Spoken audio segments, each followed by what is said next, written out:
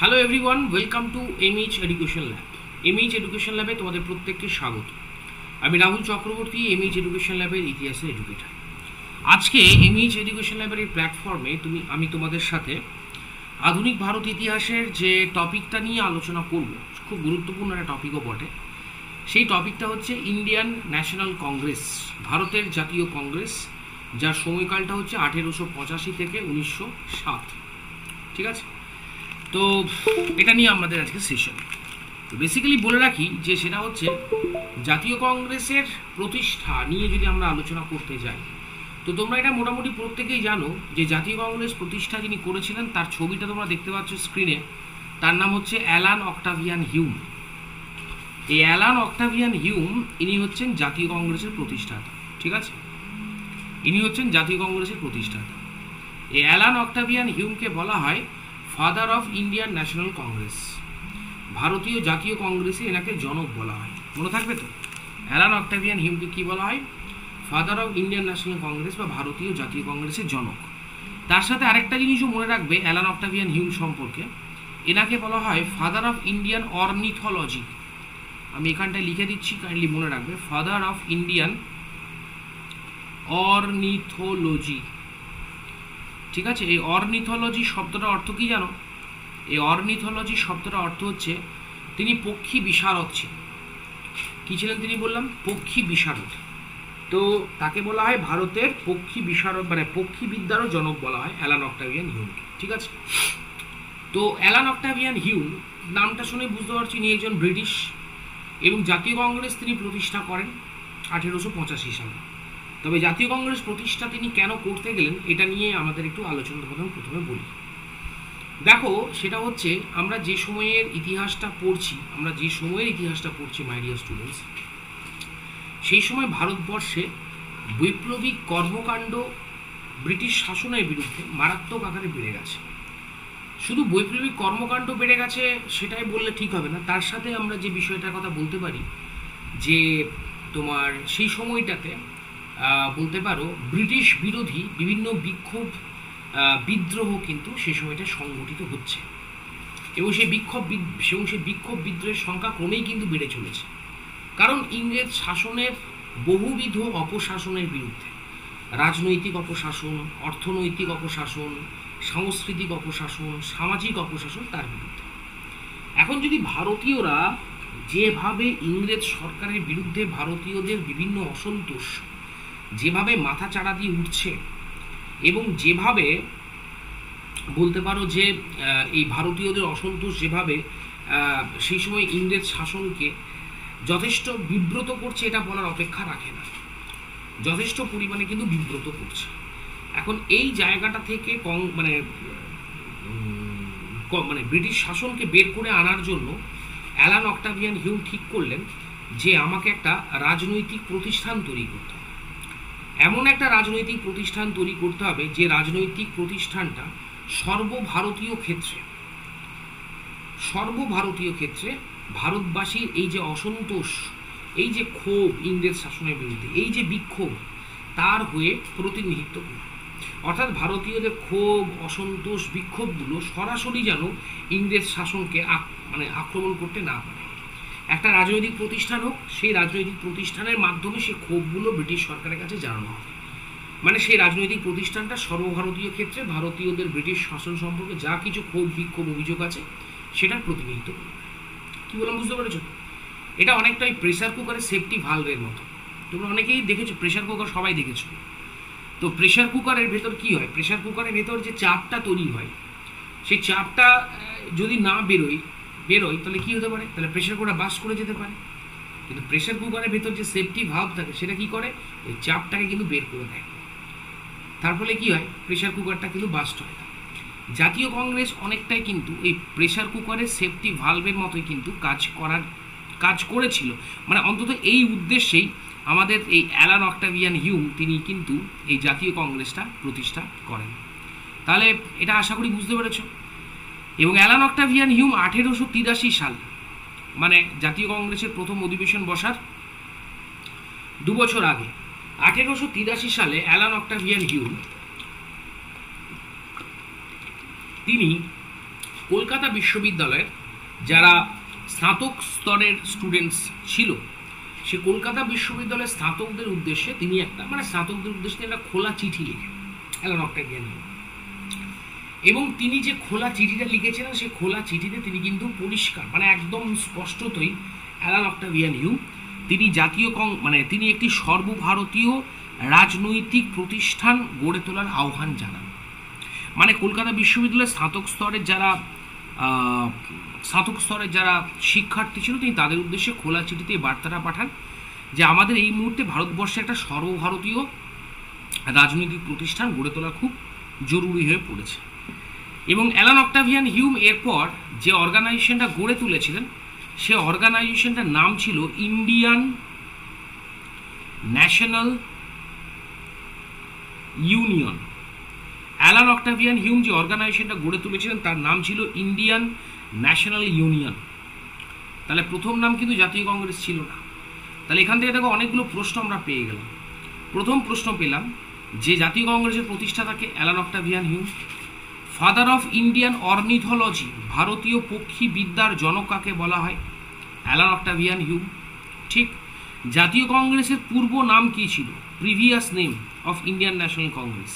তো জাতীয় কংগ্রেসের পূর্ব নাম ছিল তোমার ইন্ডিয়ান ন্যাশনাল ইউনিয়ন। খেয়াল থাকবে তো, এগুলো কিন্তু গুরুত্বপূর্ণ তত্ত্ব। আর সেফটি ভালভ থিওরি, এই সেফটি ভালভ থিওরিটি ভারতের কোন রাজনৈতিক প্রতিষ্ঠানের সঙ্গে যুক্ত? তো মনে রাখবে জাতীয় কংগ্রেসের সঙ্গে যুক্ত। এখন অবধি এই গল্প শুনতে শুনতে আমরা এতগুলো ইনফরমেশন এখান থেকে গ্যাদার করতে পেরেছি। এবারে গল্পে আবার আমি যাব। এই গল্পে যে বিষয়টা ছিলাম, তাহলে তোমরা বলতে পারো স্যার অ্যালান অক্টাভিয়ান হিউম তাহলে কংগ্রেস নামটা গ্রহণ করেননি, তাহলে স্যার কংগ্রেস নামটা এলো কোত্থেকে? এটা আমার থেকে বুঝবো। My dear students, Congress term যেটা কংগ্রেস, এই কংগ্রেস টার্মটা ইট ওয়াজ বরোড ফ্রম, যেখান থেকে কংগ্রেস শব্দটা নেওয়া হয়েছিল, খুব ভালো করে মনে রাখবে, উত্তর আমেরিকার, নর্থ আমেরিকার সেনেট যেটা ছিল, নর্থ আমেরিকার সেনেট, এই নর্থ আমেরিকার সেনেটের উত্তর আমেরিকার যে সংসদ ছিল তার উচ্চকক্ষ বলতো কংগ্রেস। আবারও বলছি, উত্তর আমেরিকার যে সংসদ ছিল সেই সংসদের উচ্চকক্ষকে বলা হতো কংগ্রেস। সেখান থেকে কিন্তু এই কংগ্রেস নামটা নেওয়া হয়েছিল। তো এটা আমরা প্রত্যেকে খুব ভালো করে মনে রাখবো যে উত্তর আমেরিকার যে সেনেট সংসদের উচ্চকক্ষ, সেই উচ্চকক্ষ থেকে কিন্তু এই কংগ্রেস টার্মটা বা কংগ্রেস শব্দবন্ধটা কিন্তু নেওয়া হয়েছিল। ঠিক। এটা লাস্ট ইয়ার WBCS 2023-এর যে প্রিলিমসের পরীক্ষা হয়েছিল সেখানে কিন্তু এই প্রশ্নটা দিয়েছিল। ঠিক আছে। এবার যে বিষয়টার কথা আমি তোমাদের সাথে আলোচনা করব, কংগ্রেস শব্দটা এই ইন্ডিয়ান ন্যাশনাল ইউনিয়নের সঙ্গে যুক্ত করা হয়েছিল, যার পরামর্শে তার নাম ছিল কিন্তু দাদাভাই নওরোজি। আমি এখানে লিখলাম, মনে থাকবে তো, দাদাভাই Naoroji. At the suggestion of Dadabhai Naoroji, the term Congress was added to Indian National Union. তাহলে এটা মনে রাখবে কার পরামর্শে এই কংগ্রেস শব্দটা গ্রহণ করা হয়েছিল? তো মনে রাখবে দাদাভাই নওরোজির পরামর্শে। আর যদি বলে যে ন্যাশনাল কংগ্রেস, জাতীয় কংগ্রেস, এই শব্দটা প্রথম কে ব্যবহার করেছিল? যদি বলে জাতীয় কংগ্রেস শব্দটাকে ব্যবহার করেছিলেন, সেক্ষেত্রে আমাদের ডেফিনেটলি উত্তর হবে একজন বাঙালি, তার নাম ছিল সুরেন্দ্রনাথ ব্যানার্জি। আমরা সংক্ষেপে যাকে SN ব্যানার্জি নামেও কিন্তু চিনি। তো এটা আমরা প্রত্যেকে মনে রাখবো যে সুরেন্দ্রনাথ ব্যানার্জি তিনি কিন্তু প্রথম এই ন্যাশনাল কংগ্রেস এই শব্দটা বলতে পারো তিনি ব্যবহার করেছিলেন। ঠিক আছে। তাহলে ন্যাশনাল কংগ্রেস শব্দটা প্রথম ব্যবহার করেছিলেন সুরেন্দ্রনাথ ব্যানার্জি, এবং তিনি তার যে পত্রিকাতে ব্যবহার করেছিলেন সেই পত্রিকাটার নাম ছিল কিন্তু বেঙ্গলি পত্রিকা। তাহলে এটা আমাদের প্রত্যেকের মনে থাকবে যে বেঙ্গলি পত্রিকায় সুরেন্দ্রনাথ ব্যানার্জি প্রথম এই কংগ্রেস শব্দটা ব্যবহার করেছেন। ঠিক আছে, বেশ। এরপর এই জাতীয় কংগ্রেসের প্রথম অধিবেশন বসানো হলো কোথায় জানো তো? জাতীয় কংগ্রেসের প্রথম অধিবেশনটা প্রথমে ঠিক হয়েছিল বসবে পুনেতে। জাতীয় কংগ্রেসের প্রথম অধিবেশনটা ঠিক হয়েছিল বসবে কোথায় না? জাতীয় কংগ্রেসের প্রথম অধিবেশনটা বসবে ঠিক হয়েছিল পুনেতে। কিন্তু সেই সময় পুনেতে তোমার ভয়াবহ প্লেগ এবং কলেরা দেখা গেল। তো যেহেতু কলেরার প্লেগ দেখা গেল, তখন ঠিক হলো যে না, পুনেতে না বসিয়ে এই অধিবেশনটা বসানো হলো প্রথম কোথায়? বম্বে শহরে। তো এই বম্বে শহরে জাতীয় কংগ্রেসের প্রথম অধিবেশনটা বসলো। সালটা কত? 1885 সাল। মনে রাখবে 1885 সালে জাতীয় কংগ্রেসের প্রথম অধিবেশন বসলো বম্বে শহরে। বম্বের যে জায়গাটায় অধিবেশনটা হয়েছিল সেই জায়গাটার নাম কি ছিল জানো? সেই জায়গাটার নাম ছিল, my dear students, Gokul Das Tejpal Sanskrit college. মনে থাকবে এটা প্রত্যেকের। কি বললাম? যেখানে এই প্রথম অধিবেশনটা হয়েছিল সেটা ছিল কিন্তু গোকুল দাস তেজপাল সংস্কৃত কলেজ। তাহলে 1885 সালে জাতীয় কংগ্রেসের প্রথম অধিবেশন যদি বলে কোথায় বসেছিল, তো আমরা প্রত্যেক উত্তর করতে পারবো। 1885 জাতীয় কংগ্রেসের প্রথম অধিবেশন বসেছিল বম্বেতে। বম্বের কোথায় বসেছিল? গোকুল দাস তেজপাল সংস্কৃত কলেজে। এবং এই অধিবেশনের প্রথম সভাপতি কে হয়েছিলেন? এই অধিবেশনের প্রথম সভাপতি হয়েছিলেন ডব্লিউ.সি. ব্যানার্জি। কি বললাম? এই অধিবেশনের প্রথম সভাপতিত্ব কে করেছিলেন? ডব্লিউ.সি. ব্যানার্জি। এনার পুরো নাম হলো কিন্তু উমেশ চন্দ্র ব্যানার্জি। এনার পুরো নাম কি বললাম? উমেশ চন্দ্র ব্যানার্জি। ডব্লিউ.সি. ব্যানার্জি বা উমেশ চন্দ্র ব্যানার্জি, তিনি কিন্তু জাতীয় কংগ্রেসের প্রথম সভাপতি পদ অলঙ্কৃত করেছেন। এবং নামটা শুনে বুঝতে পারছো তিনি বাঙালি। জাতীয় কংগ্রেসের প্রথম অধিবেশনে মোট কতজন প্রতিনিধি যোগদান করেছিল? মনে রাখবে জাতীয় কংগ্রেসের প্রথম অধিবেশনে মোট 72 জন প্রতিনিধি যোগদান করেছিল। এগুলো কিন্তু খুব ইম্পর্টেন্ট, বিভিন্ন পরীক্ষায় আসে। জাতীয় কংগ্রেসের প্রথম অধিবেশনে মোট কতজন প্রতিনিধি যোগদান করেছিল? মাই ডিয়ার স্টুডেন্টস, মনে রাখবে মোট 72 জন প্রতিনিধি যারা জাতীয় কংগ্রেসের প্রথম অধিবেশনে কিন্তু যোগদান করেছিল। ঠিক আছে। এবং এই অধিবেশনে যিনি সভাপতিত্ব করেছিলেন তিনি হচ্ছেন বাঙালি একজন, যার নাম উমেশ চন্দ্র ব্যানার্জি। এই 72 জন প্রতিনিধির ভেতর সবচেয়ে বেশি প্রতিনিধি যে রাজ্য থেকে যোগদান করেছিল জাতীয় কংগ্রেসের প্রথম অধিবেশনে, সেই রাজ্যটার নাম ছিল কিন্তু বম্বে। এটাও কাইন্ডলি মনে রাখবে। জাতীয় কংগ্রেসের প্রথম অধিবেশনে যে রাজ্যটা থেকে সবচেয়ে বেশি প্রতিনিধি যোগদান করেছিল বম্বে। 72 জনের মধ্যে 37 জন এই বম্বে থেকে কিন্তু যোগদান করেছিল। মনে থাকবে তো? কি বললাম? 72 জনের ভেতর 37 জন কেবলমাত্র বম্বে থেকে কিন্তু যোগদান করেছিল। এবার তোমরা বলতে পারো স্যার বাংলা থেকে জাতীয় কংগ্রেসের কতজন প্রতিনিধি যোগদান করেছিল? উত্তরটা হচ্ছে বাংলা থেকে, আমাদের বাংলা থেকে জাতীয় কংগ্রেসের অধিবেশনে মোট 3 জন প্রতিনিধি যোগদান করেছিল। আমি আবারও বলছি, বাংলা থেকে জাতীয় কংগ্রেসের মোট 3 জন প্রতিনিধি যোগদান করেছিল। খেয়াল থাকবে তো? তাহলে বাংলা থেকে জাতীয় কংগ্রেসের অধিবেশনে মোট কজন প্রতিনিধি যোগদান করেন? 3 জন প্রতিনিধি যোগদান করেন। আচ্ছা, 3 জন প্রতিনিধির নামটা তোমাদের বলে রাখি, এটাও WBCS এর 2022-এর মেন্সে এই প্রশ্নটা দিয়েছিল যে বাংলা থেকে জাতীয় কংগ্রেসের মোট কতজন প্রতিনিধি যোগদান করেন। তো মনে রাখবে বাংলা থেকে জাতীয় কংগ্রেসে মোট 3 জন প্রতিনিধি যোগদান করেছে। এবার এসছে কতজন প্রতিনিধি। এবার এটাও তো দিতে পারে যে বাংলা থেকে জাতীয় কংগ্রেসের অধিবেশনে কারা কারা প্রতিনিধিত্ব করেছিল, এটাও তো আসতে পারে, তাই না? তো এটাও তোমরা মনে রাখবে, বাংলা থেকে জাতীয় কংগ্রেসের অধিবেশনে যে 3 জন প্রতিনিধি যোগদান করেছিলেন তাদের মধ্যে একজন হচ্ছেন আমাদের মতিলাল ঘোষ। একজন হচ্ছেন আমাদের মতিলাল ঘোষ, মনে রাখবে নামটা। একজন হচ্ছেন মতিলাল ঘোষ, আরেকজন হচ্ছেন তোমার আমাদের উমেশ চন্দ্র ব্যানার্জি, ডব্লিউ.সি. ব্যানার্জি, যিনি জাতীয় কংগ্রেসের প্রথম সভাপতিও বটেন। ঠিক আছে। এবং আরেকজনের নাম আমি বলবো, তিনি হচ্ছেন শ্রী নরেন্দ্রনাথ সেন। শ্রী নরেন্দ্রনাথ সেন, ইনি হচ্ছেন তৃতীয়। তাহলে আবারও বলছি, মতিলাল ঘোষ যিনি হচ্ছেন প্রথম, 3 জন প্রতিনিধির মধ্যে একজন হচ্ছেন উমেশ চন্দ্র ব্যানার্জি, ডব্লিউ.সি. ব্যানার্জি, এবং আরেকজন হচ্ছেন নরেন্দ্রনাথ সেন। অর্থাৎ এই 3 জন প্রতিনিধি জাতীয় কংগ্রেসের প্রথম অধিবেশনে বাংলা থেকে যোগদান করেছে। ক্লিয়ার? এবার আরেকটা প্রশ্ন দেয় জাতীয় কংগ্রেস থেকে, যেটা খুব ইম্পর্টেন্ট, মনে রাখবে তোমাদের পরীক্ষার জন্য, যে জাতীয় কংগ্রেসের এই যে যখন জাতীয় কংগ্রেস প্রতিষ্ঠা হলো, জাতীয় কংগ্রেস যখন প্রতিষ্ঠা হলো মাই ডিয়ার স্টুডেন্টস, তো এই প্রতিষ্ঠা সেই সময় ভারতের বড়লাট কে ছিল?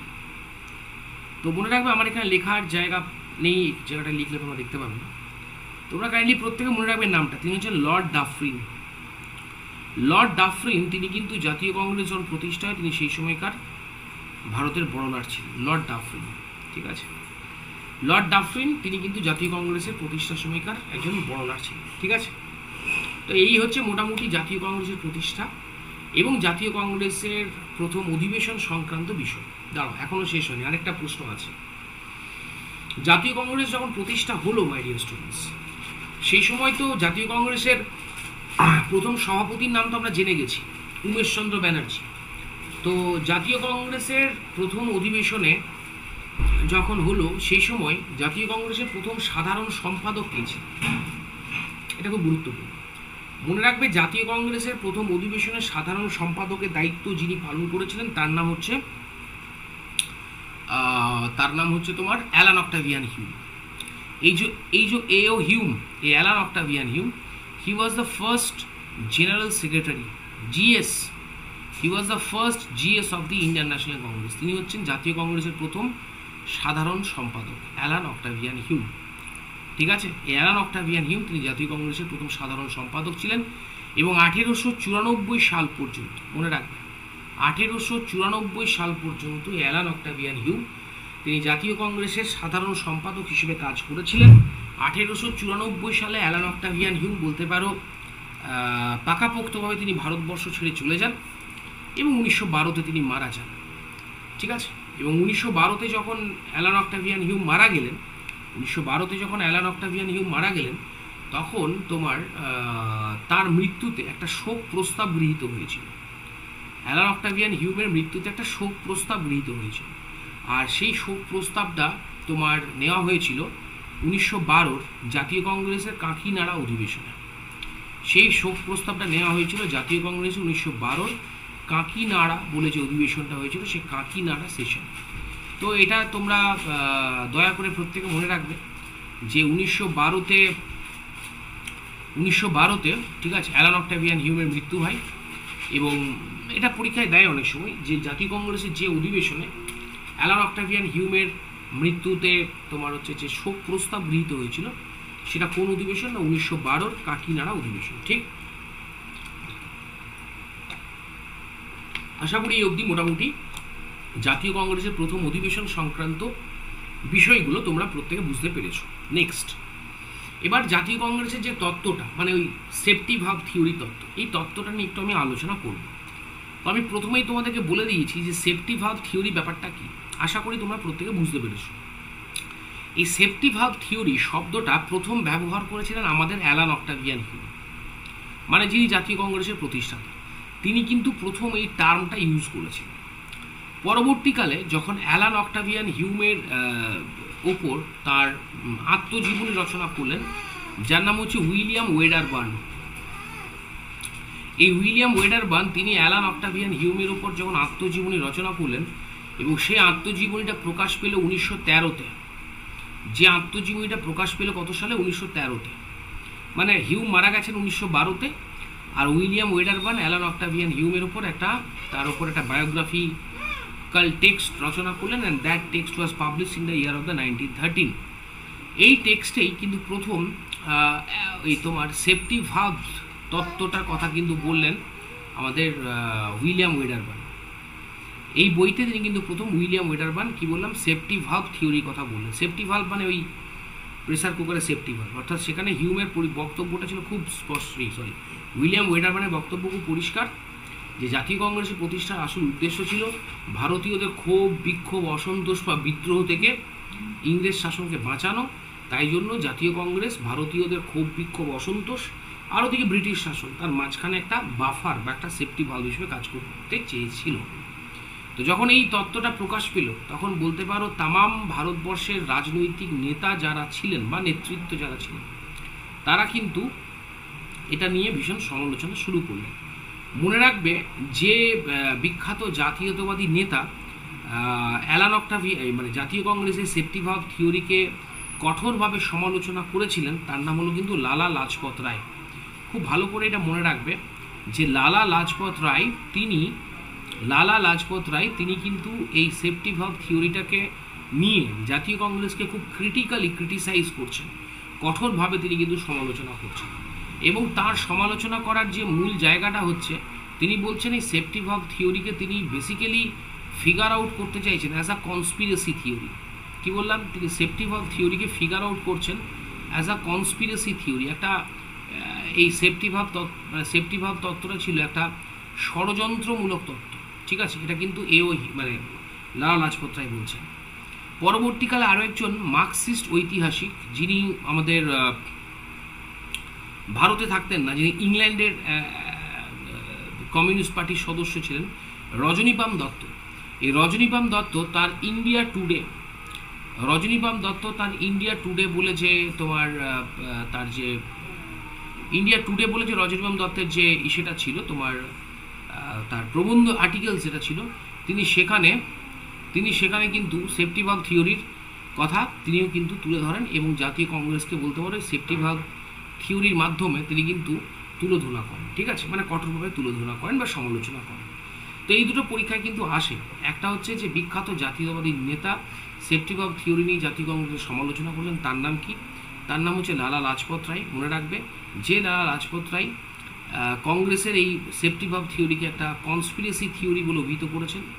আর ওদিকে রজনীপাম দত্তের কথাটা মনে রাখবে, যিনি কিন্তু তার ইন্ডিয়া টুডেতে এই সেফটি ভালভ থিওরিটাকে কিন্তু তুলে ধরেছেন বা সেফটি ভালভ থিওরিকে নিয়ে তিনি সমালোচনা করেছেন, ঠিক। এবার এরপর জাতীয় কংগ্রেসের তোমার যে অধিবেশনটা হয়েছিল, ঠিক আছে, জাতীয় কংগ্রেসের প্রথম অধিবেশনের পর জাতীয় কংগ্রেসের পরপর তিনটে অধিবেশন হওয়া শুরু হয়। তার মধ্যে জাতীয় কংগ্রেসের প্রথম অধিবেশন বম্বেতে হয়েছিল, দ্বিতীয় অধিবেশনটা হয়েছিল তোমার কলকাতায়, ঠিক আছে। দ্বিতীয় অধিবেশনটা ছিল কোথায়? কলকাতায়। এবং জাতীয় কংগ্রেসের দ্বিতীয় অধিবেশনটা হয়েছিল 1886 সালে কলকাতায়, বুঝতে পেরেছ? এবং এই অধিবেশনটাই যিনি সভাপতিত্ব করেছিলেন তার নাম ছিল দাদাভাই নওরোজি। তাহলে প্রথম অধিবেশন হলো বম্বেতে, দ্বিতীয় অধিবেশন হলো কিন্তু কলকাতায়।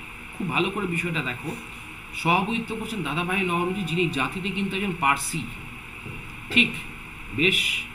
জাতীয় কংগ্রেসের তৃতীয় অধিবেশন এটা হচ্ছে 1887 সালে, এবং এটা কোথায় হচ্ছে মাই ডিয়ার স্টুডেন্টস? এটা হচ্ছে মাদ্রাস। তার মানে দেখো ইংরেজ আমলে ভারতবর্ষে সে সময় তিনটে বড় বড় শহর ছিল, তিনটে বড় বড় শহর। সে তিনটে বড় বড় শহরের মধ্যে একটা হচ্ছে তোমার তিনটে বড় বড় প্রেসিডেন্সি ছিল। একটা ছিল তোমার বম্বে প্রেসিডেন্সি, একটা ছিল তোমার কলকাতা প্রেসিডেন্সি, এবং আরেকটা ছিল সেটা ছিল মাদ্রাজ প্রেসিডেন্সি। জাতীয় কংগ্রেসের পরপর তিনটে অধিবেশন, প্রথম অধিবেশনটা হলো বম্বেতে, দ্বিতীয় অধিবেশনটা হলো কলকাতায়, আর তৃতীয় অধিবেশনটা হচ্ছে আমাদের মাদ্রাসে। তবে হ্যাঁ, তোমরা এবার এখানে বলতেই পারো, তো স্যার জাতীয় কংগ্রেসের যে তৃতীয় অধিবেশন যেটা মাদ্রাসে হলো, এই অধিবেশনে সভাপতিত্ব কে করেছিলেন? হ্যাঁ, এই অধিবেশনে যিনি সভাপতিত্ব করেছিলেন তিনি হচ্ছেন, তার নাম হলো বদরুদ্দিন তায়েবজি। এই যে এই নামটা তোমরা প্রত্যেকে মনে রাখবে। এই বদরুদ্দিন তায়েবজি সম্পর্কে বলা হয়ে থাকে ইনি হচ্ছেন জাতীয় কংগ্রেসের প্রথম মুসলিম প্রেসিডেন্ট। কি বললাম? বদরুদ্দিন তায়েবজি সম্পর্কে যেটা বলা হয়, ইনি হচ্ছেন জাতীয় কংগ্রেসের ফার্স্ট মুসলিম প্রেসিডেন্ট, ঠিক আছে। কি বললাম? জাতীয় কংগ্রেসের প্রথম মুসলিম প্রেসিডেন্টের নাম ছিল বদরুদ্দিন তায়েবজি। ক্লিয়ার? তাহলে দেখো এবার তিনজন সভাপতির দিকে খালি তোমরা তাকাও। প্রথম সভাপতি উমেশ চন্দ্র ব্যানার্জি, তিনি জাতিতে কি ছিলেন স্যার? হিন্দু। দ্বিতীয় সভাপতি কে ছিলেন? দাদাভাই নওরোজি, বাই কাস্ট তিনি কি ছিলেন? তিনি জাতিতে ছিলেন পার্সি। আর তৃতীয় যিনি ছিলেন বদরুদ্দিন তায়েবজি, তিনি হচ্ছেন কিন্তু জাতিতে হচ্ছেন মুসলিম। তার মানে জাতীয় কংগ্রেসের এই প্রথম তিনটে অধিবেশন, জাতীয় কংগ্রেসের এই প্রথম তিনটে অধিবেশন, ঠিক আছে, জাতীয় কংগ্রেসের প্রথম তিনটে অধিবেশন, বেসিক্যালি যে অধিবেশনটা হয়েছিল তোমার তিনটে বড় বড় শহরে, একটা বম্বেতে, একটা কলকাতায়, একটা মাদ্রাসে, সেই তিনটে অধিবেশনে কিন্তু আমরা দেখলাম হিন্দু, পার্সি এবং মুসলিম তিনজন সভাপতিত্ব করলেন। এরপরে জাতীয় কংগ্রেসের পরপর আরও কয়েকটা অধিবেশন হয়েছে, মানে পরপরই হয়েছে 1947 সাল পর্যন্ত। সব অধিবেশন তো আমাদের মনে রাখার দরকার নেই, কিন্তু প্রথম তিনটে অধিবেশন এবং প্রথম তিনটে অধিবেশনে যারা সভাপতিত্ব তাদের নামগুলো মনে রাখবে। বদরুদ্দিন তায়েবজি এই প্রশ্নটা কিন্তু বারবার করে আসে যে জাতীয় কংগ্রেসের প্রথম মুসলিম সভাপতির নাম কি ছিল? চোখ বন্ধ করে আনসার অপশনে দাগ দেবে বদরুদ্দিন তায়েবজি, তিনি হচ্ছেন জাতীয় কংগ্রেসের প্রথম আমাদের মুসলিম প্রেসিডেন্ট, ঠিক আছে। জাতীয় কংগ্রেসের প্রথম মুসলিম প্রেসিডেন্ট ছিলেন বদরুদ্দিন তায়েবজি। এবার জাতীয় কংগ্রেসে আরেক কয়েকটা গুরুত্বপূর্ণ অধিবেশন কিনে আমি তোমাদের সাথে আলোচনা করব। যেমন একটা হচ্ছে তোমার 1896 জাতীয় কংগ্রেসে 1896টা যাওয়ার আগে বলি, জাতীয় কংগ্রেসে আরেকটা অধিবেশন হয়েছিল যেটা হয়েছিল 1889 সালে। জাতীয় কংগ্রেসে 1889 সালের অধিবেশনটা কেন গুরুত্বপূর্ণ জানো? জাতীয় কংগ্রেসের এই 1889 সালের অধিবেশন প্রথম ফিমেল পার্টিসিপেশন, প্রথম মহিলাদের অংশগ্রহণ কিন্তু ঘটেছিল। এটা কাইন্ডলি প্রত্যেকে মনে রাখবে, জাতীয় কংগ্রেসের প্রথম অধিবেশনে কিন্তু মহিলাদের পার্টিসিপেশন ঘটেছিল। এটা পরীক্ষায় প্রশ্ন আসে, জাতীয় কংগ্রেসের যে অধিবেশনে প্রথম ফিমেল পার্টিসিপেশন ঘটেছিল, জাতীয় কংগ্রেসের যে অধিবেশনে প্রথম মহিলাদের অংশগ্রহণ ঘটে, সেটা ছিল কিন্তু 1889 সালের অধিবেশন। এবং এই অধিবেশনে মোট 10 জন ফিমেল রিপ্রেজেন্টেটিভ তারা যোগদান করেছে। আমি আবার বলছি, এই অধিবেশনটায় মোট 10 জন ফিমেল রিপ্রেজেন্টেটিভ, মানে 10 জন মহিলা প্রতিনিধি, তারা কিন্তু এই অধিবেশনটাই, আমি আবারও বলছি, তারা কিন্তু এই অধিবেশনটাই বলা যেতে পারে যোগদান করেছিলেন, 10 জন মহিলা প্রতিনিধি। এবং এই 10 জন মহিলা প্রতিনিধির ভেতর, এই 10 জন মহিলা প্রতিনিধির ভেতর বাংলা থেকে ছিলেন কিন্তু 2 জন প্রতিনিধি। একজনের নাম হচ্ছে তোমার কাদম্বিনী গাঙ্গুলি, মনে রাখবে, একজনের নাম হলো কাদম্বিনী গাঙ্গুলি, রাইট। এবং ইনি হচ্ছেন কলকাতা বিশ্ববিদ্যালয়ের প্রথম গ্র্যাজুয়েট। এবং আরেকজনের নাম ছিল স্বর্ণকুমারী দেবী, আরেকজনের নাম ছিল কি, স্বর্ণকুমারী দেবী। এই স্বর্ণকুমারী দেবী হচ্ছেন তোমার রবি ঠাকুরের দিদি, ঠিক আছে। তার মানে এটা প্রশ্ন দেয়, জাতীয় কংগ্রেসের যে অধিবেশনে প্রথম মহিলাদের অংশগ্রহণ ঘটে, তো জাতীয় কংগ্রেসের যে অধিবেশনে প্রথম মহিলাদের অংশগ্রহণ ঘটে সেটা হচ্ছে 1889 সালের অধিবেশন, যেখানে আমরা দেখলাম 2 জন মহিলা প্রতিনিধি যোগদান করেছিলেন। একজনের নাম হলো কাদম্বিনী গাঙ্গুলি, যিনি কলকাতা বিশ্ববিদ্যালয়ের প্রথম মহিলা গ্র্যাজুয়েট, এবং আরেকজনের নাম বলেছি স্বর্ণকুমারী দেবী, যিনি রবি ঠাকুরের দিদি, ঠিক, এটা মনে রাখবে। জাতীয় কংগ্রেসের আরেকটা অধিবেশনের কথা আমি তোমাদের আলাদা করে বলি, সেটা হচ্ছে 1896 সালের অধিবেশন। এই অধিবেশনটা হয়েছিল কলকাতায়। জাতীয় কংগ্রেসের 1896 অধিবেশন যেটা হয়েছিল সেটা ছিল কলকাতাতে হয়েছিল অধিবেশনটা। এবং এই অধিবেশনে, কলকাতা অধিবেশনে তোমার সবচেয়ে কেন গুরুত্বপূর্ণ জানো, এই অধিবেশনে প্রথম বন্দে মাতরম বলে যে গানটা ছিল না, বন্দে মাতরম, এই বন্দে মাতরম গানটা কিন্তু এই কলকাতা অধিবেশনে কিন্তু প্রথম গাওয়া হয়েছিল। এটা পরীক্ষায় দেয় যে জাতীয় কংগ্রেসের যে অধিবেশনে প্রথম তোমার এই বন্দে মাতরম গানটি গাওয়া হয়েছিল সেটা কোন অধিবেশন। তো মনে রাখবে, জাতীয় কংগ্রেসের যে অধিবেশনে বন্দে মাতরম গানটি প্রথম গাওয়া হয়েছিল সেটা 1896 সালের কলকাতা অধিবেশন। এবার এই বন্দে মাতরম গানের রচয়িতাকে তোমরা সবাই জানো। বন্দে মাতরম গানটা যিনি রচনা করেছিলেন তার নাম হলো বঙ্কিমচন্দ্র চট্টোপাধ্যায়, তাই তো। এই বঙ্কিমচন্দ্র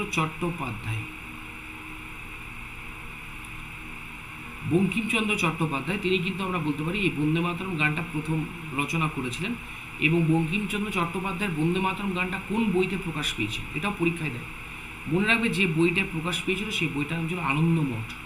তাহলে বঙ্কিমচন্দ্র চট্টোপাধ্যায় তার যে বইতে প্রথম বন্দে মাতরম গানটি রচনা করেছিলেন সেই বইটার নাম হলো কিন্তু আনন্দমঠ। এবং বন্দে মাতরম গান প্রথম গাওয়া হয়েছিল 1896 কলকাতা অধিবেশনে।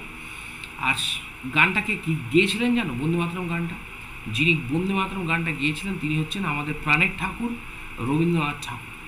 মনে রাখবেন, রবীন্দ্রনাথ ঠাকুর তিনি কিন্তু এই বন্দে মাতরম গানটা প্রথম জাতীয় কংগ্রেসের 1896 যে কলকাতা অধিবেশন, সেই অধিবেশনে তিনি কিন্তু এই গানটা গেয়েছিলেন, ঠিক আছে। এটা হচ্ছে জাতীয় কংগ্রেসের গুরুত্বপূর্ণ অধিবেশনের কথা বলি। জাতীয় কংগ্রেসের আরেকটা গুরুত্বপূর্ণ অধিবেশনের কথা বলতে পারি, যেহেতু আমাদের আজকের আলোচনাটা বেসিক্যালি সীমাবদ্ধ থাকছে 1907 পর্যন্ত, 1885 থেকে 1907, মানে জাতীয় কংগ্রেসের প্রথম 10 থেকে 12 বছরের ইতিহাস। তো আমি সেক্ষেত্রে এবার জাতীয় কংগ্রেসের আরেকটা অধিবেশনের কথা বলি। ওই যেহেতু 1907, তাই 1907-এর মধ্যে যে গুরুত্বপূর্ণ অধিবেশন সেগুলো বলবো। এর পরের ক্লাসগুলোতে আবার পরবর্তী সময়ের রেসপেক্টে বলা যাবে। তো যে বিষয়টা বলছিলাম, জাতীয় কংগ্রেসের আরেকটা গুরুত্বপূর্ণ অধিবেশন হচ্ছে 1901। এই অধিবেশনটা খুব ভালো করে খুব ইম্পর্টেন্ট, মনে রাখবে। এই অধিবেশনটা হয়েছিল কলকাতায়। জাতীয় কংগ্রেসের অধিবেশনটা হয়েছিল কিন্তু কলকাতায়। এই অধিবেশনটা গুরুত্বপূর্ণ কেন জানো, এই 1901-এর অধিবেশনে মহাত্মা গান্ধী, MK গান্ধী, তখন অবশ্য তিনি গান্ধীজি হননি, মহাত্মা গান্ধী তিনি দক্ষিণ আফ্রিকা থেকে এসে প্রথম এই 1901-এর কলকাতা অধিবেশনে যোগদান করেছিলেন। তো এটা পরীক্ষায় দেয় যে মহাত্মা গান্ধী জাতীয় কংগ্রেসের প্রথম কোন অধিবেশনে যোগদান করেছিলেন। তো মনে রাখবে, মহাত্মা গান্ধী জাতীয় কংগ্রেসের প্রথম যে অধিবেশনে যোগদান করেছিলেন সেটা ছিল কলকাতা অধিবেশন।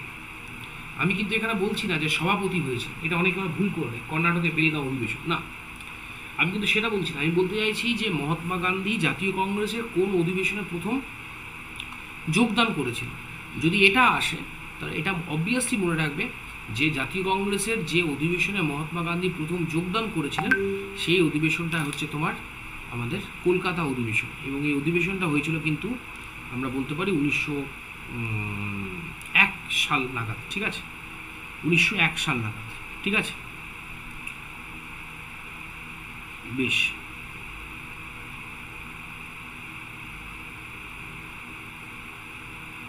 1901 সাল নাগাদ। ঠিক আছে, এটা মনে রাখবে। এবার যে বিষয়টার কথা আমি তোমাদেরকে বলবো যে সেটা হচ্ছে এটা হচ্ছে, হ্যাঁ আরেকটা বিষয় বলা হয়নি, জাতীয় কংগ্রেসের প্রথম ইউরোপিয়ান প্রেসিডেন্টের নাম কি, মানে অভারতীয় সভাপতি। জাতীয় কংগ্রেসের প্রথম অভারতীয় সভাপতি কে ছিল? তো কাইন্ডলি এটাও তোমরা মনে রাখবে যে জাতীয় কংগ্রেসের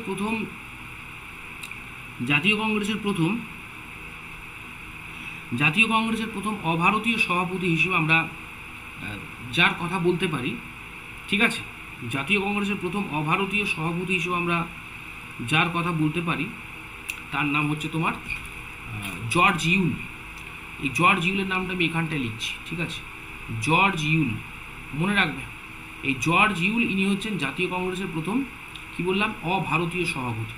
নামটা থেকে বুঝতে পারছি ইনি আর যাই হোক ভারতীয় নন, একজন স্কটিশ, মানে একজন ইংরেজ, ব্রিটিশ স্কটিশ। তো জাতীয় কংগ্রেসের এটা মনে রাখবে, এবং ইনি চতুর্থ অধিবেশন যেটা হয়েছিল 1888-এ সেই অধিবেশনে ইনি কিন্তু সভাপতিত্ব করেছিলেন। তাহলে এটা পরীক্ষায় প্রশ্ন দেয় যে জাতীয় কংগ্রেসের প্রথম অভারতীয় সভাপতি কে ছিলেন। জাতীয় কংগ্রেসের প্রথম অভারতীয় সভাপতি যিনি ছিলেন তার নাম ছিল জর্জ ইউল। ঠিক আছে, ইনি কিন্তু অভারতীয় এবং একই সঙ্গে জাতীয় কংগ্রেসের প্রথম ইউরোপিয়ান প্রেসিডেন্টও বটেন, মানে প্রথম ইউরোপিয়ান সভাপতিও বটেন। ঠিক, এটা মনে রাখবেন। এবার আমরা জাতীয় কংগ্রেসের এই প্রথম পর্বে, মানে 1885 থেকে 1901 পর্যন্ত যে গুরুত্বপূর্ণ অধিবেশনগুলো রয়েছে এবং যে গুরুত্বপূর্ণ অধিবেশনগুলো তোমাদের পরীক্ষায় আসতে পারে সে সংক্রান্ত আলোচনা আমি করে দিয়েছি। ঠিক আছে, এরপর আমরা জাতীয় কংগ্রেসের এই যে প্রথম পর্ব, মানে জাতীয় কংগ্রেস তো প্রতিষ্ঠা হচ্ছে তোমার 1885-তে, তাই তো? তো এখানে দেখো একটা আমি টাইম লাইন ইউজ করেছি 1907। আমাদের আজকের যে ক্লাস, সেই ক্লাসের টপিকটা আমি সেট করে দিয়েছি 1885 থেকে 1907, মানে প্রথম 12 বছরের ইতিহাস। এই যে 12 বছর ইতিহাস, এটাকে অনেক সময় বিভিন্ন বইতে দেওয়া থাকে 1885 থেকে 1905, মানে অনেক জায়গায় আবার ওই তোমার 20 বছর, 12 বছর বলছি না, 1885 থেকে 1907 হবে 22 বছর। কোনো কোনো বইতে দেওয়া থাকে 20 বছরের ইতিহাস, 1885 থেকে 1905। আমরা বলতে পারো স্যার এই প্রথম 20 বছর ইতিহাসটা কি? প্রথম 20 বছরের যে ইতিহাস সেটা হচ্ছে কি, এই যে আমার সবুজ রঙের বোল্ড লেটারে যেটা কালারে লেখা রয়েছে সেটা হচ্ছে কি না, দ্য মডারেটস। মনে রাখবে এটা পরীক্ষায় আসে, জাতীয় কংগ্রেসের নরমপন্থী পর্ব বলতে কোন সময়কালটাকে বলা হয়? তো জাতীয় কংগ্রেসের নরমপন্থী পর্ব বলতে যে সময়কালটাকে বলা হয় সেটা ফেজ অফ মডারেটস, অর্থাৎ নরমপন্থী পর্ব যেটাকে বলা হয় মাই ডিয়ার স্টুডেন্টস, সেটা হচ্ছে 1850 থেকে 1905। তাহলে এটা প্রত্যেকে মনে রাখবে, জাতীয় কংগ্রেসের নরমপন্থী পর্ব বলতে কোন সময়কালটাকে বলা হয়? 1850 থেকে 1905। এবার তোমরা আমাকে প্রশ্ন করতে পারো, স্যার এই নরমপন্থী ব্যাপারটা কি? বলতে তো হবেই আপনাকে, নরমপন্থী বা মডারেটস কারা।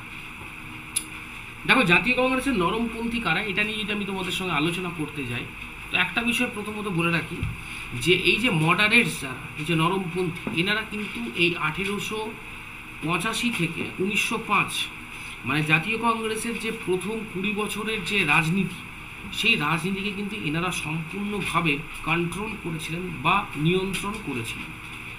ঠিক আছে, এই নরমপন্থী ছিল একদল ভারতীয়, মানে উচ্চ শিক্ষিত ভারতীয়, শুধু ভারতীয় বলবো না, একদল উচ্চ শিক্ষিত ভারতীয় যারা ইংল্যান্ডে গিয়ে তোমার হচ্ছে ব্যারিস্টারি পাশ করে এসেছিল। এবার ইংল্যান্ডে গিয়ে ব্যারিস্টারি পাশ করা, কেউ কেউ আবার আইসিএসও পরীক্ষা পাশ করে এসেছিল। যেমন এই যে ভদ্রলোককে দেখতে পাচ্ছ, এই যে একদম বাম দিকে, Surendranath Banerjee, he successfully cleared ICS exam twice, দুবার আইসিএস পরীক্ষা পাশ করেছিল। ঠিক আছে, আমাদের রমেশচন্দ্র দত্ত, ইনি একজন মডারেট ছিলেন, ইনিও আইসিএস পরীক্ষা পাশ করে এসেছেন। তো সেই সময় ইংল্যান্ডে আইসিএস পরীক্ষা হতো। তো এবার এই নরমপন্থী নেতৃবর্গের বেশিরভাগ মানে 99% লোকজন তারা ইংল্যান্ডে গিয়ে হয় তারা আইসিএস হয়েছেন অথবা ইংল্যান্ডে গিয়ে তারা কিন্তু আইন নিয়ে পড়াশোনা করে ব্যারিস্টারি পাস করেছেন। ঠিক, এবার দীর্ঘদিন ধরে ইংল্যান্ডে থাকার সুবাদে তারা ইংরেজ যে ঘরানা, ইংরেজ যে আদব কায়দা, ইংরেজ যে সংস্কৃতি, তাদের সাথে তাদের কিন্তু একটা মানে তার সাথে এই নরমপন্থীদের কিন্তু একটা তোমার হচ্ছে সম্পৃক্ততা বলতে পারবো, একটা সম্পর্ক তৈরি হয়ে গেছে। এবার স্বাভাবিকভাবেই ইংরেজ শিক্ষা, ইংরেজদের সংস্কৃতি বা ইংরেজদের ওই ব্রিটিশ শাসন সম্পর্কে নরমপন্থীদের ভেতরে একটা নরম মনোভাব, একটা সফট কর্নার ছিল, একটা ফ্যান্টাসি ছিল, একটা ফ্যাসিনেশন ছিল। তারা ব্রিটিশ শাসনকে তারা মানে ইংরেজ শাসনকে তারা খারাপ মনে করত, কিন্তু তারা এটা মনে করতো যে ভারতে যেভাবে ইংরেজ শাসন চলছে সেটা কিন্তু ইংরেজ শাসনের মানে কি বলবো, ইংরেজ শাসনের অনুকূল নয়। ঠিক আছে, ভারতে যেটা চলছে সেটা হচ্ছে অব্রিটিশোচিত শাসন, মানে অব্রিটিশোচিত শাসন। তার মানে একটা বিষয় বুঝতে পারছো, এই উচ্চশিক্ষিত ইংরেজি এবং এনারাও ঝরঝরে ইংলিশে কথা বলতে পারত। তো এই উচ্চশিক্ষিত ঝরঝরে ইংরেজি জানা এই যে নরমপন্থী ভারতীয় শিক্ষিত ব্যক্তিত্বরা, যাদের ব্রিটিশ শাসন সম্পর্কে একটা দুর্বলতা ছিল, তারা কিন্তু কখনোই ভারতবর্ষের বৃহত্তর অংশের মানুষের সাথে, যারা প্রত্যেক দিন প্রত্যেকটা মুহূর্তে ইংরেজদের দ্বারা অত্যাচারিত হচ্ছে, ইংরেজদের দ্বারা নিপীড়িত হচ্ছে, ইংরেজদের দ্বারা শোষিত হচ্ছে, তাদের সম্পর্কে তারা সম্পূর্ণ রকম কিন্তু উদাসীন ছিল। তবে হ্যাঁ, ভারতবর্ষে যে ইংরেজ শাসন যে অন্যায় অত্যাচার করছে, সেই অন্যায় অত্যাচারের বিরুদ্ধে এই নরমপন্থী মানে জাতীয় কংগ্রেসের এই প্রথম পর্বের এই নরমপন্থী নেতৃত্ব, তারা কিন্তু ব্রিটিশ সরকারের বিরুদ্ধে তেড়ে মেরে, যেটাকে আমরা বলি আর কি, তারা কিন্তু তেড়ে মেরে কোনো প্রতিবাদ আন্দোলন করার পক্ষপাতী ছিলেন না। বরঞ্চ তারা সেক্ষেত্রে বলেছেন যে হ্যাঁ, ব্রিটিশ শাসন সম্পর্কে অনেক অভিযোগ আছে, ভারতীয়দের অনেক ক্ষোভ বিক্ষোভ অসন্তোষ রয়েছে, তো সেই ক্ষোভ বিক্ষোভ অসন্তোষগুলো আমরা ইংরেজদের কাছে পিটিশন আকারে পেশ করব, পিটিশন আকারে দেবো। ঠিক আছে, মানে আমরা আবেদন করব ইংরেজদের কাছে, নিবেদন করব, ভালোভাবে ভদ্রভাবে বলবো যে আপনারা এইভাবে ভারতীয়দের শোষণ করছেন কেন আপনারা ভারতীয়দের সঙ্গে এই ধরনের অত্যাচারগুলো করছেন। এই কথাগুলো আমরা ভালোভাবে ইংরেজদেরকে বলবো। ইংরেজরা যদি কথা শোনে, ইংরেজদেরকে আমরা অনুরোধ করব যে আমাদের এই কাজগুলো যাতে ভবিষ্যতে না ঘটে তার জন্য আপনারা কিছু ব্যবস্থা গ্রহণ করুন। তার মানে পুরো ব্যাপারটা, এই যে প্রতিবাদের পুরো ধরনটা, এটা ছিল কিন্তু একটা নরম মনোভাব। কারণ আমি প্রথমে বলেছি, এই নরমপন্থী যারা ব্যক্তিত্ব ছিলেন বা নেতৃত্ব যারা ছিলেন, তারা দীর্ঘদিন ধরে ইংল্যান্ডে থাকার ফলে বলতে পারো তাদের ব্রিটিশ শাসন সম্পর্কে তাদের মধ্যে একটা দুর্বলতা তৈরি হয়েছে। তাই তারা কখনোই কিন্তু ইংরেজদের সঙ্গে সরাসরি সংঘাতে যেতে রাজি নন। তাই তারা যে কাজটা করতে চান সেটা হচ্ছে ইংরেজদের কাছে সাংবিধানিক মাধ্যমে তারা প্রতিবাদ করতে চান। ঠিক আছে, এবং সেই প্রতিবাদের মাধ্যমে ভারতীয়দের সাথে ঘটে চলা অন্যায়গুলো তারা প্রতিকার করতে চান। এই জন্য জাতীয় কংগ্রেসের নরমপন্থী নেতৃত্বদের এই যে আবেদন নিবেদনের পদ্ধতি, এই আবেদন নিবেদনের পদ্ধতিকে ব্যঙ্গ করে বলা হতো কি জানো, এটা পরীক্ষায় দেয়, আমি একটু পিপিটিটা চেঞ্জ করছি। ব্যঙ্গ করে বলা হতো কি জানো, ব্যঙ্গ করে বলা হতো 3 P's, মানে 3টে পি। আর 3টে পি কি? 3টে পির মধ্যে একটা ছিল প্রে, অর্থাৎ নরমপন্থীরা প্রার্থনা করবে ইংরেজদের কাছে। তারপর কি, তার একটা পি হচ্ছে প্লিজ, নরমপন্থীরা বলে অনুগ্রহ করে আমাদের কথা শুনুন। আর 3 নম্বর হচ্ছে প্রোটেস্ট, এবং তারা কিন্তু বিড়ালের মতো মিউ করে তারা ইংরেজদের কাছে প্রতিবাদ জানাবে। এই প্রে, প্লিজ, প্রোটেস্ট, এই 3টে হচ্ছে কিন্তু নরমপন্থীদের 3 P's। ঠিক আছে, এটা কিন্তু আমি আবারও বলছি, এটা কিন্তু নরমপন্থীদের এই আবেদন নিবেদন নীতিকে ব্যঙ্গ করে এই কথাটা কিন্তু বলা হচ্ছে। কি বলে বুঝতে পেরেছো তো? ব্যঙ্গ করে 3 P's কথাটা বলা আছে, প্রে, প্লিজ অ্যান্ড প্রোটেস্ট। এখন তোমরা বলতে পারো এটা হচ্ছে নরমপন্থী, এবং নরমপন্থী নেতৃত্ব কারা কারা ছিল?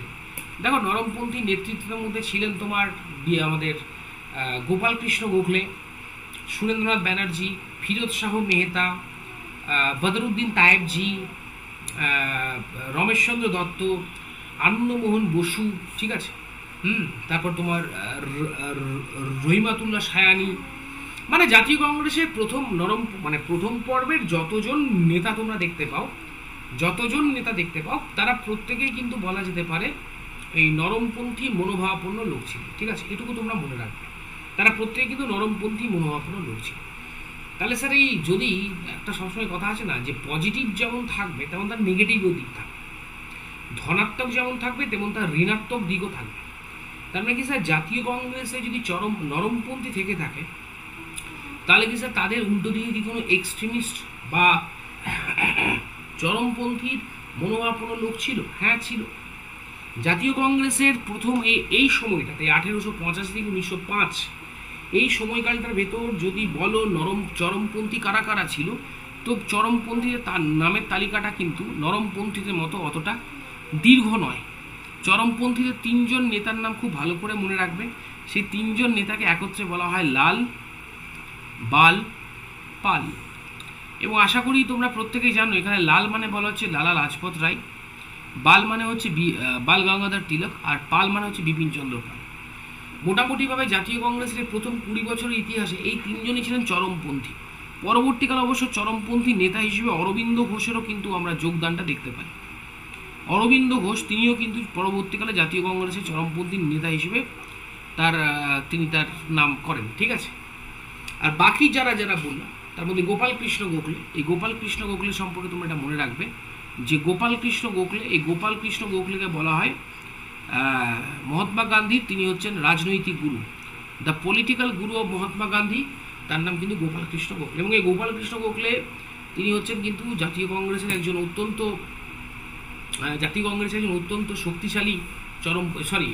শক্তিশালী নরমপন্থী নেতা। তাহলে আশা করি তোমাদের আমি নরমপন্থী ব্যাপারটা কি সেটা বোঝাতে পেরেছি। এবং শুরুর দিন থেকে জাতীয় কংগ্রেসের ভেতর এই নরমপন্থীদের সঙ্গে চরমপন্থীদের কিন্তু ক্ষমতার দ্বন্দ্ব লেগেই ছিল।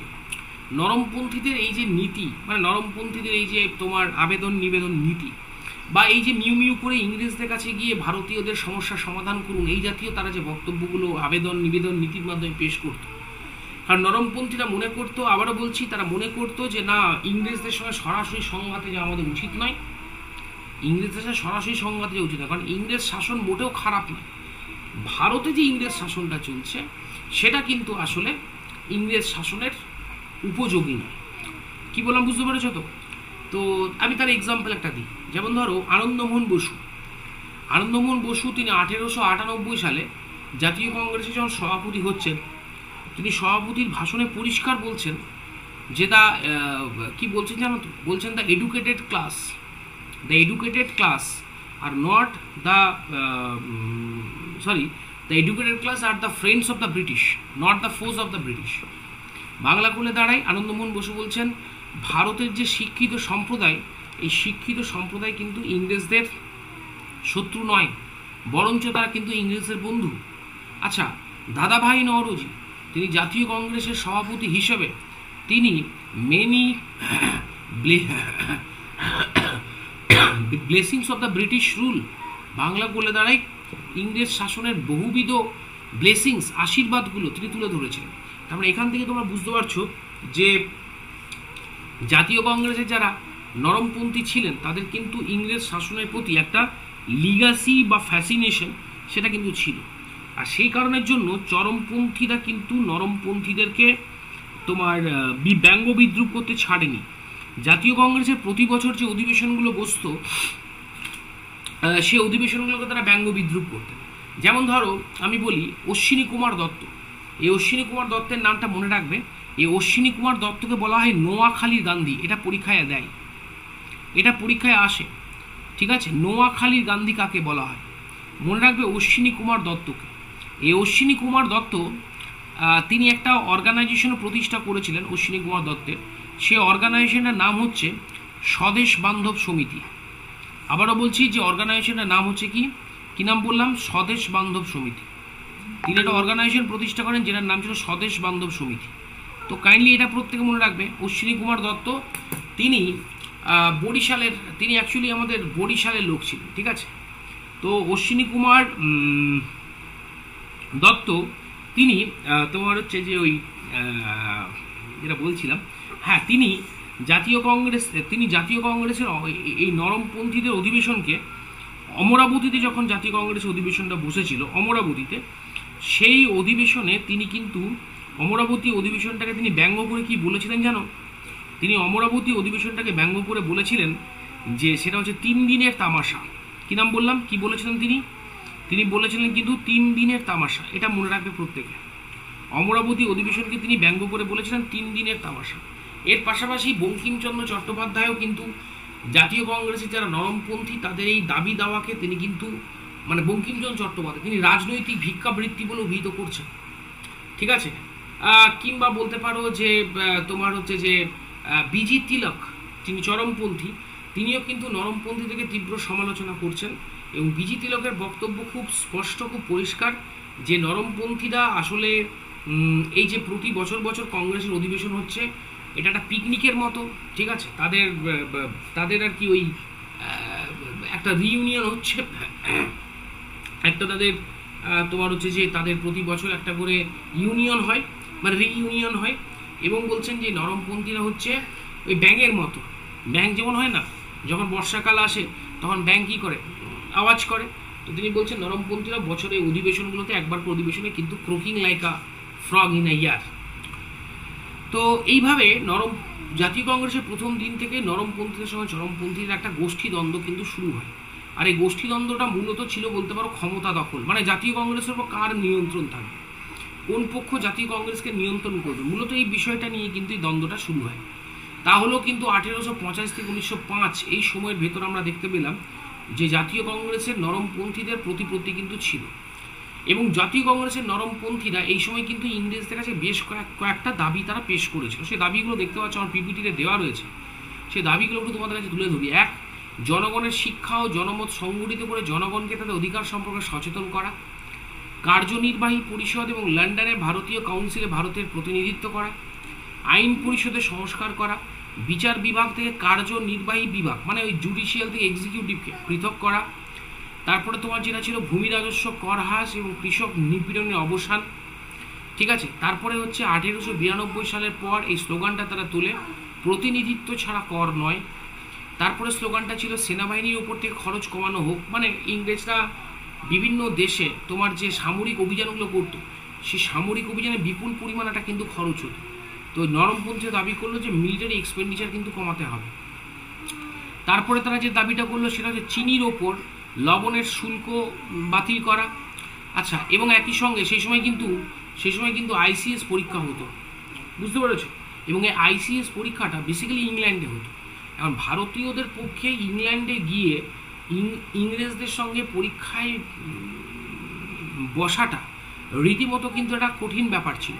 উপরন্তু ইংরেজরা চেয়েছিল যে যাতে ভারতীয়রা আইসিএস পরীক্ষাতে কম সুযোগ পায়, সেই কারণে ভারতীয়দের আইসিএস পরীক্ষায় বসার বয়স তারা কিন্তু ইংরেজরা কমিয়ে 21 থেকে 19 করে দিয়েছিল, ঠিক আছে? এটা মনে রেখো, 21 থেকে কত করেছিল মাই ডিয়ার স্টুডেন্টস? 21 থেকে কমিয়ে 19 করে দিয়েছিল। তো এবার জাতীয় কংগ্রেস কিন্তু এটা নিয়ে ইংরেজদের কাছে একটা পিটিশন জমা করলো যে দেখুন এটা খুবই বাজে ব্যাপার হচ্ছে, আইসিএস পরীক্ষা প্রথমত ইংল্যান্ডের সঙ্গে সঙ্গে আমাদেরকে ভারতেও কিন্তু করাতে হবে, এবং ভারতীয়রা যাতে আইসিএস পরীক্ষায় আরও বেশি করে সুযোগ পায়, তাই এই আইসিএস পরীক্ষায় বসার বয়স 19 থেকে বাড়িয়ে কিন্তু 21 করতে হবে। এটা আবার বলছি, কিন্তু এটা নরমপন্থীরা ডিম্যান্ড করেছিল, এটা বুঝতে পেরেছি কি বললাম? একই সঙ্গে তারা বাক প্রকাশ ও মত প্রকাশের স্বাধীনতা করে চেয়েছিল। তারা ভারতে আধুনিক পুঁজিবাদী শিল্পের বিকাশ ঘটাতে চেয়েছিল। তারা বলেছিল 1878 সালে লর্ড লিটন যে অস্ত্র আইন, যেটা লর্ড লিটনের যে অস্ত্র আইনটা লর্ড লিটন চালু করেছেন, সে অস্ত্র আইনকে বাতিল করতে হবে। এবং তার সঙ্গে তারা বলেছিলেন যে ভারতীয়দেরকে শিক্ষায় আরও সুযোগ দিতে হবে। তো মোটামুটি এই হচ্ছে মডারেটদের দাবি। দেখো, মডারেটদের দাবিগুলো দেখার পর তোমরা মোটামুটি এটা আন্দাজ করতেই পারো যে নরমপন্থী যে দাবিগুলো তুলেছিলেন বেশিরভাগ দাবিগুলো মানে কয়েকটা দাবি যদি আমরা বাদ দিই, তো তার মধ্যে বেশিরভাগ দাবিগুলো ছিল নরমপন্থীদের সাধারণ ভারতবাসীর যে দাবি, তার সাথে বা সাধারণ ভারতবাসীর যে অভাব অভিযোগ, তার সাথে এই দাবিগুলোর খুব একটা আমরা বলতে পারি মানে সম্পর্ক ছিল না, ঠিক আছে, দাবি দেওয়াগুলো খুব একটা ভারতীয়দের সাথে সম্পর্কযুক্ত ছিল না, কয়েকটা দু একটা দাবি বাদ দিলে।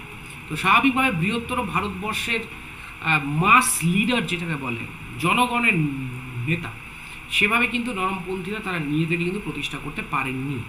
এখানে আমি কয়েকজন নরমপন্থীদের নাম দিয়েছি, যেমন দাদাভাই নওরোজি, তার সম্পর্কে তাকে বলা হয় grand old man of India. তিনি ভারতবর্ষে ইংরেজরা ভারত থেকে যে বিপুল পরিমাণ আর্থিক সম্পত্তি লুট করে নিয়ে যাচ্ছিল সেটাকে তিনি ড্রেন অফ ওয়েলথ বলেছেন, এবং এই ড্রেন অফ ওয়েলথের উপর তিনি বই রচনা করেছেন, যে বইটার নাম হচ্ছে, এই বইটার নাম তোমরা মনে রাখবে, পরীক্ষায় দেয়, poverty and un-British rule in India. কি বললাম? Poverty and un-British rule in India. এটা দাদাভাই নওরোজি রচনা করেন। আচ্ছা, উমেশচন্দ্র ব্যানার্জি তোমরা জানো, জাতীয় কংগ্রেসের প্রথম সভাপতি, ইনিও নরমপন্থী। সুব্রমণিয়াম আয়ার, ইনিও একজন নরমপন্থী, এবং ইনি দ্য হিন্দু বলে একটা পত্রিকা ছিল, সেই হিন্দু পত্রিকা যা চালাতেন।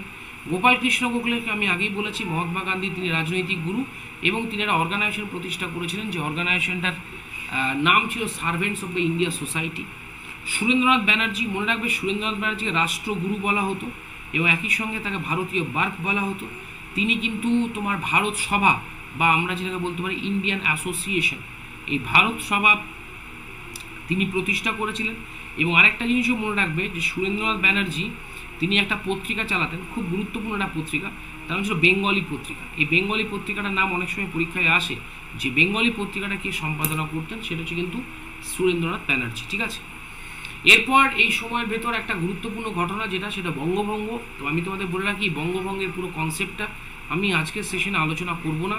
বঙ্গভঙ্গ এবং বঙ্গভঙ্গ বিরোধী আন্দোলন, স্বদেশী, এবং 1907 পর্যন্ত যে ইতিহাসটা রয়েছে জাতীয় কংগ্রেসের, ঠিক আছে, এই পোর্শনটা আমি আজকের সেশন আলোচনা করবো না, এই আলোচনাটা আমি নেক্সট সেশনে করবো, যেখানে বঙ্গভঙ্গ লর্ড কেন করলাম না, আমাদের হাতে সময় খুব অল্প, এই ছোট্ট সময়, অল্প সময়ের ভেতর বঙ্গভঙ্গ সংক্রান্ত প্রচুর প্রশ্ন আসে, যেগুলো আমাদের আলোচনা করা সম্ভবপর না।